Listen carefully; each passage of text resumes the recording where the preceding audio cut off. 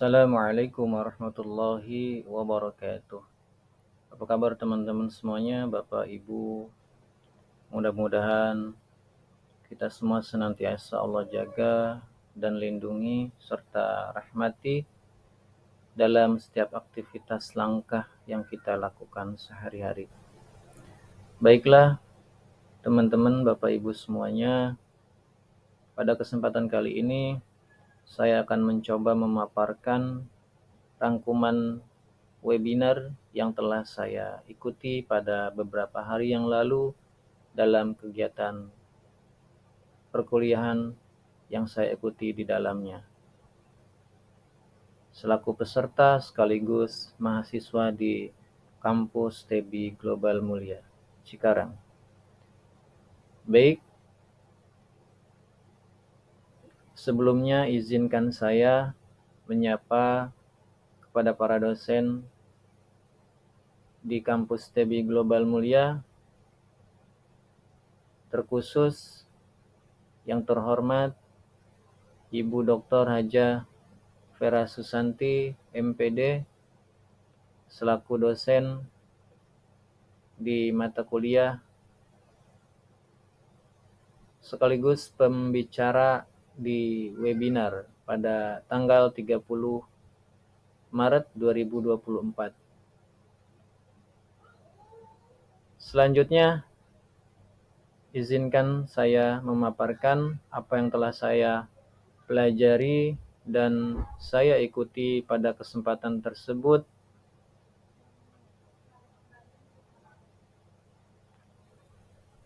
Hasil rangkuman ini saya share sekaligus juga menjadi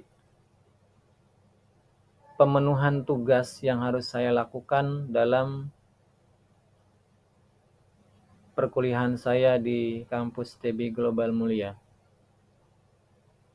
Baiklah, sebelumnya perkenalkan, saya Dede Wahyudin, salah satu mahasiswa program studi pendidikan agama Islam STEBI Global Mulia Cikarang.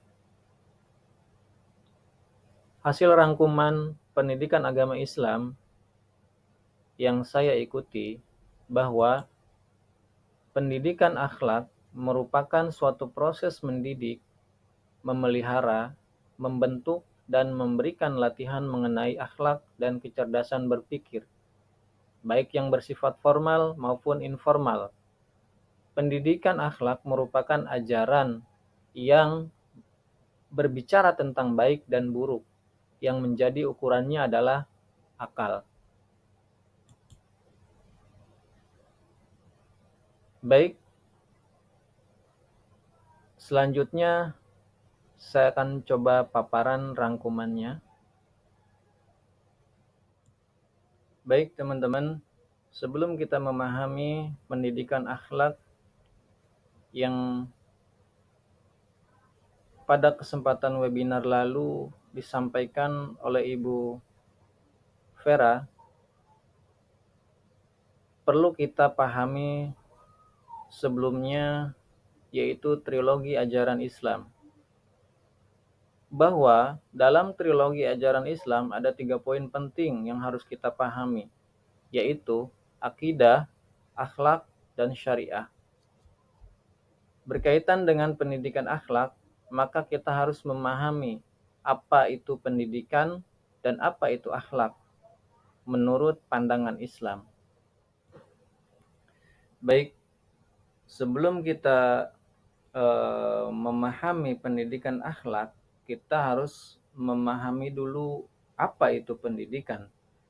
Jadi, sejatinya pendidikan adalah proses sistematis yang melibatkan transfer pengetahuan, keterampilan, nilai, dan norma kepada individu melalui pengaruh-pengaruh yang sengaja dipilih dan didesain oleh guru atau pendidik untuk menumbuhkan pertumbuhan peserta didik baik secara intelektual maupun fisik atau akhlak.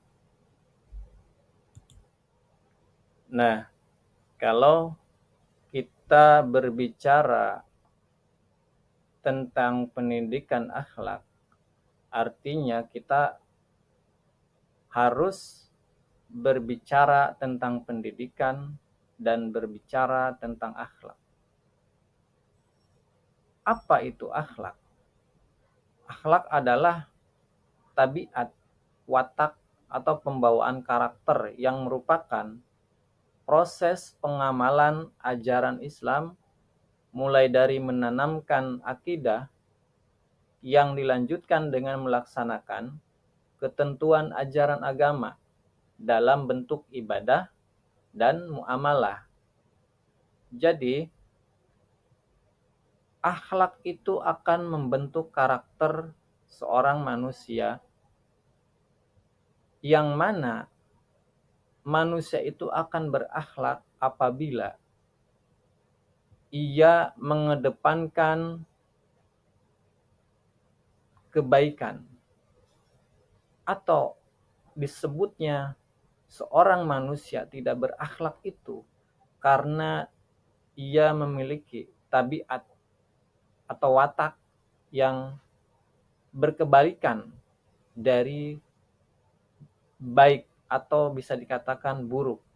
Ya, jadi akhlak itu akan menjadikan karakter seorang manusia apabila ia mengedepankan ketentuan ajaran agama yang dilakukan dalam bentuk ibadah dan muamalah.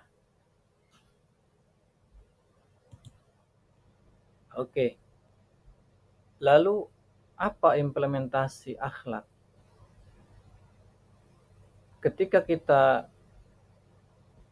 memahami pendidikan akhlak, artinya kita harus mengimplementasikan akhlak kita kepada Allah, kepada Rasulullah. Misalnya, mengimplementasikan akhlak kita kepada Allah. Ya, kita harus mengabdi, tunduk, berserah. Ya, mengabdi landasannya apa? Kita harus mengabdi kepada Allah. Ya kan disebutkan, tidaklah aku ciptakan jin dan manusia, melainkan hanya untuk beribadah kepadaku. Artinya kita harus mengabdikan diri kita, menghambakan diri kita kepada Allah Sang Pencipta. Ya, yang disebutkan dalam Al-Quran surat Al-Dzuriyat ayat 51, wa ma khalaqtul jinna wal insa illa liya'budun. Tadi, tidaklah aku ciptakan jin dan manusia, melainkan hanya untuk beribadah kepadaku. Terus apa lagi? Tunduk dan patuh. Ya, ya seperti ati Allah wa ati Rasul, misalkan gitu. Salah satu landasan dasarnya kita harus patuh, tunduk. Ati Allah, ya kita harus menaati Allah, berserah kepada ketentuan Allah. Ya berserah itu berarti ya kita apapun yang Allah berikan kadarnya, ya kita harus menerima pada ketentuannya. Karena sekalipun kita misalnya punya rencana baik, sebaik-baik rencana kita, hanya rencana Allah yang paling baik. Artinya, kita harus berserah atas ketentuan Allah.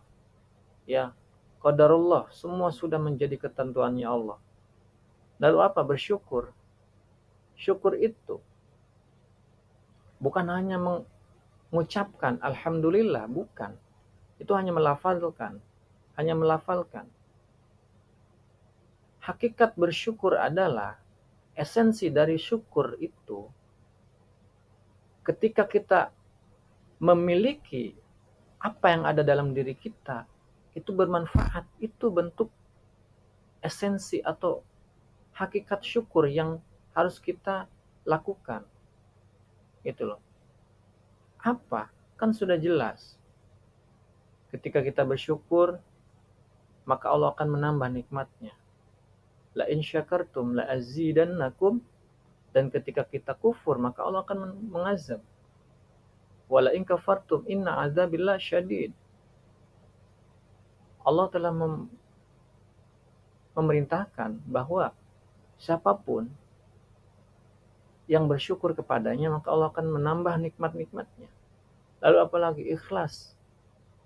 Ikhlas, syukur, sabar, itu suatu hal yang paling berat bagi kita. Mungkin mudah untuk diucapkan, namun begitu sulit ketika mengamalkannya. Namun itu bagian dari akhlak kepada Allah yang tidak boleh kita hilangkan, yang tidak boleh kita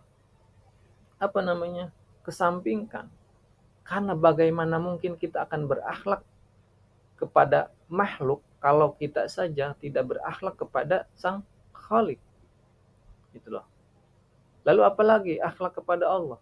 Penuh harap. Segala sesuatunya meminta kepada Allah, bukan kepada manusia. Contoh berdoa, penuh harap, banyak berdoa. Terlebih di bulan Ramadan ini. Ini kesempatan bagi kita untuk berharap, meminta kepada Allah. Apalagi akhlak kepada Allah, memohon pertolongan, mendapatkan cintanya, takut akan hilang rahmatnya, takut akan siksa Allah. Itu bagian dari akhlak kepada Allah. Jadi, implementasi akhlak kepada Allah itu hakikatnya adalah akan mengembalikan kepada diri kita kebaikan-kebaikan. Itu. Lalu akhlak kepada Rasulullah. Akhlak kepada Rasulullah, kita harus ikhlas beriman kepada Rasul. Terus mengucapkan sholawat, taat, menghidupkan sunnah-sunnahnya, dan lain sebagainya. Apalagi, landasannya bukankah sudah banyak dalil yang ketika kita bersolawat itu akan Rasul berikan syafaat. Jangankan kita manusia, Allah aja bersolawat. Apa dalilnya? Ada tuh yang sering kita ucapkan, innallaha wa malaikatahu yusholluna 'alan nabi. Itu dalam surat ke-33 ayat ke-56 kalau nggak salah. Terus akhlak kepada siapa lagi? Kepada kitabullah. Membaca Al-Quran, membaca khusyuk, secara khusyuk gitu loh.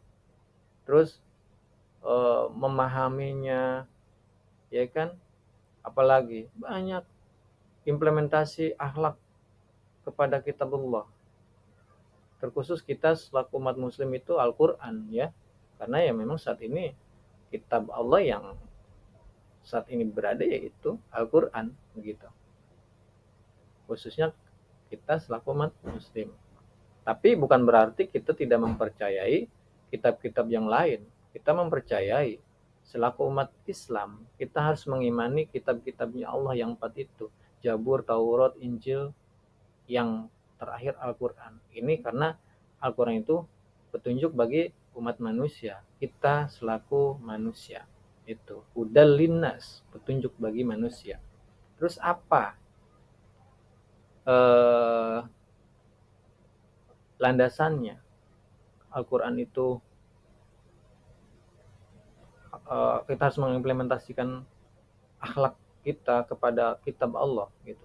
Banyak contohnya, salah satunya adalah faidza qara'tal qur'ana fasta'iz billah minasyaitonir rajim. Itu salah satunya.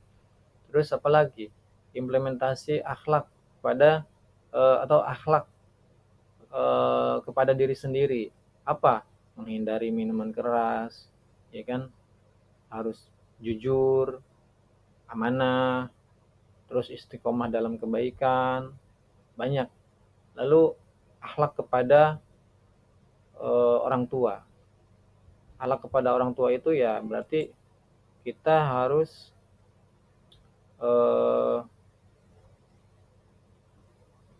berkata baik, berbakti kepada orang tua, ya kan? Terus akhlak kepada tetangga. Akhlak kepada tetangga itu ya seperti Rasulullah katakan dalam satu riwayat bahwa ketika kita memasak yang harumnya tercium oleh tetangga, kita harus membaginya. Begitu. Ya, itu implementasi akhlak. Sampai akhlak kepada tetangga. Oke, lanjut. Eh, kita harus mengimplementasikan akhlak ya kepada sesama muslim. Eh, apa? Kenapa kita harus berakhlak sesama muslim? Jelas kepada sesama manusia saja kita harus berakhlak, apalagi kepada sesama muslim. Kita harus menjaga hubungan baik kita, yaitu silaturahmi, saling tolong menolong, membina ukhuwah, terus berlomba-lomba dalam kebaikan, fastabiqul khairat, bersikap adil, selalu memenuhi janji, dan ketika bertemu, berpapasan itu harus saling memberikan salam. Itu bagian dari akhlak kepada sesama muslim. Saling memaafkan. Apalagi ketika ada muslim yang sakit harus kita jenguk atau tengok, ya, takziah. Itu bagian dari akhlak kepada sesama muslim.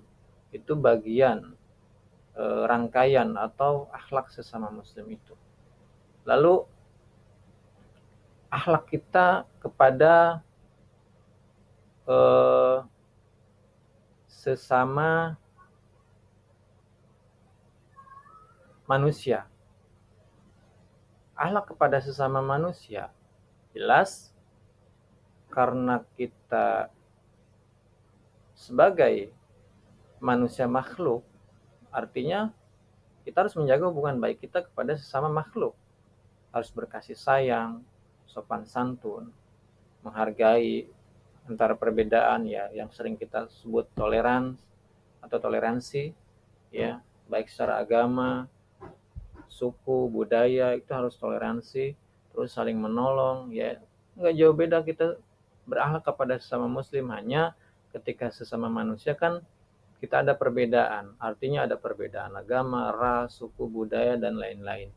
Artinya kita harus saling menghargai setiap perbedaan tersebut, ya, menjauhkan dari sifat-sifat yang kurang baik, ya, sombong, angkuh, terus tidak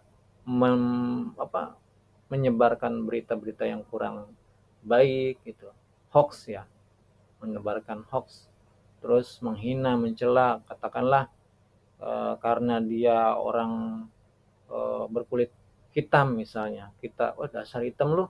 Nah, itu hal yang tidak pantas kita ucapkan, karena akhlak kita kepada sesama manusia itu tidak ada, ya. Terus apalagi kita harus membangun nilai kebersamaan, apalagi kita ini di NKRI, ya, Negara Kesatuan Republik Indonesia ini, khususnya berbagai suku, budaya, adat, agama itu kan ada. Artinya kita harus menanamkan akhlak itu, mengamalkan akhlak sesama manusia itu, harus mengimplementasikan akhlak sesama manusia itu. Begitu. Terus yang terakhir itu akhlak kepada tanaman, binatang, ya. Ya, kenapa ini harus dilakukan? Karena ketika Rasulullah SAW itu menjadikan teladan bagi kita, beliau itu jangankan kepada manusia, kepada tanaman saja ketika berperang dia melarang kepada sahabat dan para eh, pejuang saat itu jangan pernah menginjak atau menghancurkan tanaman, merusak tanaman, dan membunuh binatang. Ya, itu bagian dari akhlak kepada tanaman dan binatang. Kita selaku umat Rasul yang cinta Rasul katanya, yang menganggap dirinya ahlus sunnah wal jamaah, yang katanya kita ingin syafaatnya, kenapa kita tidak mengimplementasikan akhlak Rasul. Kenapa kita tidak menjaga kebaikan-kebaikan yang diajarkan oleh Rasul? Contoh, apa yang harus kita implementasikan? Ya menjaga kelestarian alam, jangan menebang pohon tanpa kita menanam. Itu kan bagian dari akhlak kepada tanaman. Memelihara tanaman, ya yang tadi di rumah tidak ada tanaman, ya supaya ada penghijauan, supaya sehat udara dan polusi lain sebagainya, kita tanam. Ya kan? Menanam tanaman yang bermanfaat, contohnya banyak kan tanaman-tanaman obat, taruh dalam pot kita walaupun tidak punya halaman yang luas, itu kan bagian dari akhlak kita kepada tanaman. Tidak boleh kencing di bawah pohon, itu bagian dari akhlak. Terus memberikan makan dan minum kepada hewan. Misalnya kan kalau di rumah itu kan banyak nih, kalau di perkampungan khususnya ada kucing datang masuk ke rumah walaupun nggak tahu kucing siapa, tapi kadang ada aja yang masuk, ya kenapa nggak diberikan kita makan? Itu kan bagian akhlak kita kepada binatang gitu. Contohnya kita ketika berkurban kita harus menyembelihnya dengan baik, itu kan ya walaupun kita saat itu harus mengorbankan apa yang kita miliki, binatang kita, hewan ternak kita harus menyembelihnya dengan baik kan. Rasul saja memerintahkan kepada kita sebelum menyembelih, tajamkan dulu pisaunya, perlakukan binatang itu dengan baik, jangan menyembelih dekat dengan hewan yang satunya misalkan. Itu kan adab, itu kan akhlak Rasulullah yang diajarkan kepada kita semua. Kenapa kita tidak mengimplementasikan itu di kehidupan kita yang sekarang? Itu bagian dari akhlak kita. Ya, itu yang terakhir, eh, implementasi kita kepada tanaman dan binatang.